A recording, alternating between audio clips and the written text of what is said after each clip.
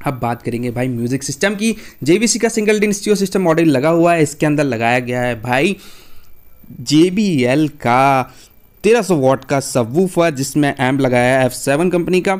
ये आप देखिएगा, इसका जो वूफर का साउंड है बहुत खूबसूरत है। तो भाई आप कानों में हेडफोन लगा लीजिए और सुनिए इस वूफर का साउंड टेस्ट, और साउंड टेस्ट के बाद में आपको अदर एसेसरीज भी बताने वाला हूँ, तो वीडियो को आप आखिर तक देखिएगा।